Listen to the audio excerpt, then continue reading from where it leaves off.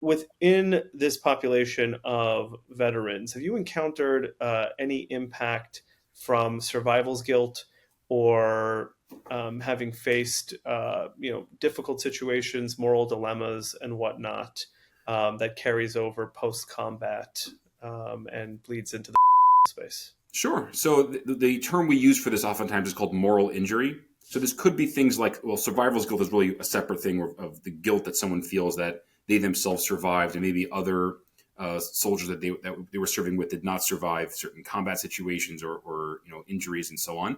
But moral injury is when someone feels like they've put themselves or they were in a situation where their moral path, their values were not engaged in a way that they felt were important to them. So there's actually, you see moral injury sometimes in PTSD where veterans who were, let's say, involved in, let's say, the killing of a child, for example, in combat, and the moral injury associated with that can be really quite profound. And that can actually be the essence of someone's traumatic response. It can be rooted in this moral injury. Moral injury, like I was speaking to briefly before, can also impact the way we think of ourselves and how we approach ourselves, can also impact where we feel we deserve to pursue certain things that might be important. So, for example, a veteran who feels this, has the sense of moral injury or has this survival guilt, who says, how could I think about pleasure? How can I think about a meaningful relationship when there's someone, one of my fellow members in my that I serve with in my platoon, in my unit, that did not survive something.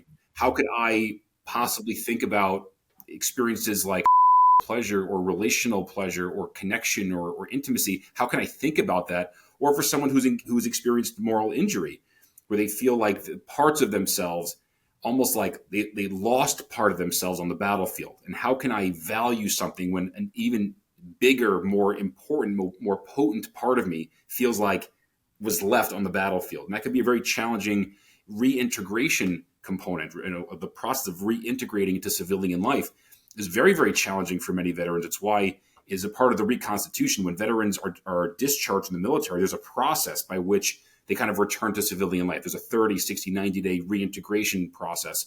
And it's challenging to engage in that process. But how does this impact how we think about relationships? How do we think about this in the context of pleasure and connection and vulnerability? Can certainly be influenced and impacted by those kinds of moral injuries or survivor's guilt.